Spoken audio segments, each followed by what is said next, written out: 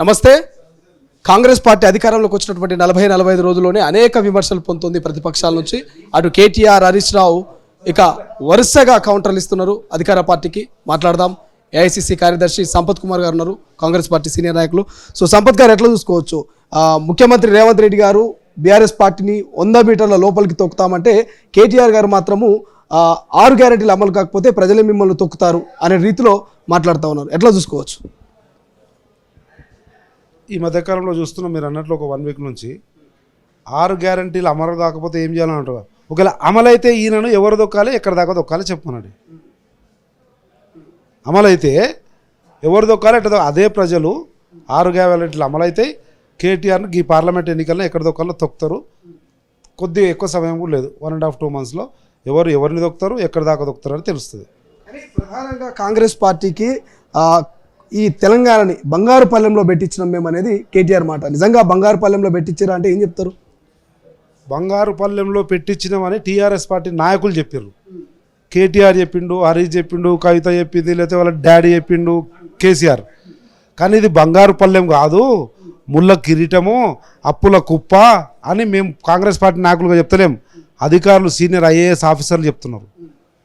శ్వేతపత్రాలు వచ్చినాయి కదా, అది ఇచ్చింది అధికారులు. సీనియర్ ఐఏఎస్ అధికారులు 10 సంవత్సరాలుగా వాళ్ళతో పాటు పనిచేసి వాస్తవాలను బయటకు తీసి చెప్పేది ఐఏఎస్ ఆఫీసర్లు. వాస్తవాలు బయటకు వస్తున్నాయి. కానీ బంగారుపల్లెం అన్నది ఎవరు? వాళ్ళ రాజకీయ పార్టీ నాయకులు కేటీఆర్, హరీష్ రావు, కవితలు, కేసీఆర్లు తప్ప అధికారులు అనలే. ఈరోజు అధికారులు వాస్తవాలు చెప్తా, అది గ్రహించమని కోరుతా ఉన్నాం. కానీ ప్రజలు అసంతృప్తిగా ఉన్నారు. ఖచ్చితంగా 6 నెలల్లో కాంగ్రెస్ మీద తిరగబడతారంటూ వ్యాఖ్యలు చేస్తారు. నిజంగా తిరగబడే అవకాశం ఉందా 6 గ్యారెంటీలు అమలు కాకపోతే? మా దగ్గర 12 మంది మినిస్టర్లు ఉన్నారు. 12 మంది మినిస్టర్లు మా శాసనసభ్యులు రాష్ట్రంలో అంటే క్షేత్రస్థాయిలో విచ్చలవిడిగా పర్యటనలు చేస్తున్నారు. ఎక్కడైనా ఒక్క దగ్గరైనా ఒక చీమ చిటుకుమన్నటువంటి సన్నివేశం కనిపించిందా? లేదు. కానీ వీళ్ళు మాత్రం బయటికి పోలేక వాళ్ళ ప్రగతి భవన్లనే పెట్టినటువంటి సమీక్షా సమావేశాల్లో గయ్య అరుస్తున్నారు వాళ్ళ కార్యకర్తలే. మీరు కార్యకర్తలు పట్టించుకోలే, మీరు అభివృద్ధి చేయలే, మీరు దోసుకు తిన్నారంట, అందుకే ఈరోజు ఈ సాగు వచ్చినాం మనము అని చెప్పి వాళ్ళ కార్యకర్తలే అంటున్నారు. అది గ్రహించి మాట్లాడితే మంచిది. ఏం చెప్తారు? పార్లమెంట్ ఎన్నికలు వస్తూ ఉన్నాయి, అటు బీఆర్ఎస్ బీజేపీ రివ్యూలు మీటింగ్లు పెట్టుకుంటుంది. కాంగ్రెస్ ఎట్లా ముందుకు పోతుంది పార్లమెంట్ ఎన్నికల వేళ?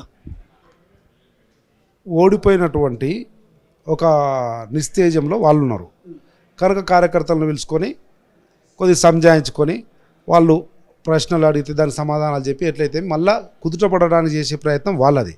మేమేమో విజయోత్సాహంలో ఉన్నాం, కథన రంగంలో ఆల్రెడీ ఉన్నాము, విజయం సాధించినాము. ఆ విజయాన్ని మళ్ళీ కంటిన్యూ చేయడానికి చేసే ప్రయత్నము క్షేత్రస్థాయిలో జరుగుతూ ఉంది. మా పిసిసి అధ్యక్షులు ప్రస్తుత ముఖ్యమంత్రి గారు అన్ని పార్లమెంట్ వైజ్ రివ్యూ అయిపోయింది. మా ఎమ్మెల్యేలతో ఉమ్మడి జిల్లా వైజు ఎమ్మెల్యేలతో మీటింగ్ అయిపోయింది. మా దీపాదాస్ మున్షి గారు ఇన్ఛార్జ్గా పార్లమెంట్ వైజ్ రివ్యూలు తీసుకుంటా ఉన్నారు. ఇన్ఛార్జ్లను వేసారు, మంత్రులను అప్పచెప్పారు. ఈ రకంగా క్షేత్రస్థాయిలో ఏం జరగాలనో అది జరుగుతూ ఉంది, పై స్థాయిలో ఏం జరగాలనో అది జరుగుతూ ఉంది. రేపు 20వ తేదీ బ్రహ్మాండంగా ఇంతకుముందు ఏ రాజకీయ పార్టీ చరిత్రలో నిర్వహించని విధంగా 25వ తేదీ ఎల్బీ స్టేడియం సాక్షిగా తెలంగాణ రాష్ట్రంలో ఉన్నటువంటి 45 బూతులకు సంబంధించినటువంటి బూత్ లెవెల్ ఏజెంట్లు బిఎల్ఏస్ ఎవరైతే ఉంటారో 45,000కు సంబంధించినటువంటి కాంగ్రెస్ పార్టీ బూత్ లెవెల్ అధ్యక్షులు ఎవరైతే ఉంటారో వాళ్ళందరూ ఎల్బీ స్టేడియంలో సమావేశం అవుతున్నారు. దానికి మా అఖిల భారత కాంగ్రెస్ కమిటీ అధ్యక్షులు మల్లికార్జున్ ఖార్గే గారు వచ్చి వారికి ఉపదేశాన్ని ఇచ్చి రేపు మళ్ళీ మొన్నెట్లయితే విజయం సాధించినా అంతకంటే అద్భుతమైన విజయం పార్లమెంట్ ఎన్నికల్లో సాధించడానికి ఒక కార్యాచరణ, ఒక వ్యూహం రచించడం, దాన్ని ముందు తీసుకుపోతాం. 3-4 రోజుల కిందట కూడా మాజీ బీజేపీ అధ్యక్షులు బండి సంజయ్ గారు ఒక కామెంట్ చేశారు. కేసీఆర్ గారు కాంగ్రెస్ పార్టీని కూల్చేందుకు ప్లాన్ చేస్తుండే, ఆల్రెడీ కాంగ్రెస్లో కొంతమంది కోవట్లు ఉన్నారంటూ కూడా ఆయన కామెంట్ చేసిండు. గతంలో రాజాసింగ్, కొంతమంది బీఆర్ఎస్ నాయకులు కూడా ఈ కామెంట్ చేశారు. సో ఎట్లా నిజంగా ప్రభుత్వం కూలిపోయే అవకాశం ఉందా? అసలు వీళ్ళు మాట్లాడే మాటలకు మీరు ఏం చెప్పాలనుకుంటున్నారు? స్పష్టంగా మీరే చూస్తున్నారు. అధికారంలోకి వచ్చిన 2వ రోజు నుంచే స్టార్ట్ చేశారు.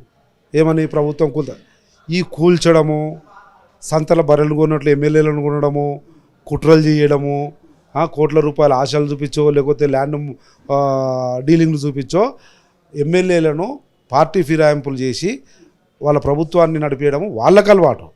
మాకు ఆల్రెడీ ఉన్న మెజారిటీ ఉంది, ఎవరిని తీసుకోవాల్సిన అవసరం లేదు, ఎవరు పోతారన్న భయం లేదు. స్పష్టంగా మీకు కనబడుతుంది, స్థిరంగా సుస్థిరంగా కాంగ్రెస్ పార్టీ 5 సంవత్సరాలు ఉంటుంది. మళ్ళీ 5 సంవత్సరాలకు బాటలు వేసుకుంటుంది, 6 గ్యారంటీలు నెరవేరుస్తుంది. 3 పువ్వులు 6 కాయలుగా తెలంగాణ రాష్ట్ర ప్రజల జీవితాల్లో మార్పు తీసుకొస్తుంది. ఆ మార్పే మళ్ళీ ఇంకో 10-15 సంవత్సరాలు కాంగ్రెస్ పార్టీ ఉండడానికి కారణమవుతుంది. ఎన్ని సీట్లు వచ్చే అవకాశం ఉంది? ముఖ్యమంత్రి గారు అయితే అసెంబ్లీలో రిపీట్ ఏదైతే అయిందో పార్లమెంట్ ఎన్నికల్లో అదే రిపీట్ అవుతుంది అంటున్నారు. సగం సాధ్యమవుతుందా? మెజారిటీ ఆఫ్ సీట్లు వస్తాయా కాంగ్రెస్ పార్టీకి? ఒకటి గ్రహించాలి, ఇక్కడ ప్రధానంగా శాసనసభ ఎన్నికల్లో రాష్ట్రంలో అధికారంలో ఉన్న బీఆర్ఎస్కు కాంగ్రెస్ పార్టీకి పోటీ జరిగింది. అక్కడ ఇక్కడ కొద్దిగా బీజేపీ కూడా ఉండింది, కాదనకుండా 7% నుంచి 14%కు వచ్చింది. కానీ రేపు కేంద్రానికి సంబంధించినటువంటి పార్లమెంట్ ఎన్నికలు కనుక దానిలో న్యాచురల్గా నేషనల్ పార్టీ, నేషనల్ పర్స్పెక్టివ్ అనేది ఉంటుంది. ప్రజలు కూడా దాన్నే చూస్తారు. అవి ఇప్పుడున్నటువంటి పరిస్థితులలో ఇక్కడ భారతీయ జనతా పార్టీ లేదన్నది మీకు తెలుసు, నాకు తెలుసు, మనందరికీ తెలుసు. బీజేపీ, టీఆర్ఎస్ మరియు కాంగ్రెస్లో నేషనల్ పర్స్పెక్టివ్లో కాంగ్రెస్ అప్పర్ హ్యాండ్ ఉంటుంది. కనుక అనుమానమే లేదు, 14 సీట్లు తెలంగాణ రాష్ట్రంలో కాంగ్రెస్ పార్టీ గెలవబోతూ ఉంది. ఈరోజు సర్వే కాంగ్రెస్ అదే ఉంది. మీ తొలి వెలుగు లోగో పట్టుకొని గల్లీ గల్లీ తిరుగు అదే వస్తుంది. టీఆర్ఎస్ పార్టీ సర్వే ఏదైతే కల్వకుంట్ల తారక రామారావు చేతిలో ఉన్న సర్వేలో కూడా 14 కాంగ్రెస్కి వస్తాయనే సర్వేనే ఉంది. సో ఇది మొత్తం మీద ఇక సంపత్ కుమార్ గారు అయితే ధీమా వ్యక్తం చేస్తున్నారు. 14 సీట్లు ఖచ్చితంగా పార్లమెంట్ ఎన్నికల్లో వస్తాయి, ఢిల్లీలో చక్రం తిప్పేది మేమైనటువంటి భావన అయితే వ్యక్తం చేస్తున్నారు. కెమెరా పర్సన్ అజయ్తో శ్రీశైలం, తొలి వెలుగు, హైదరాబాద్.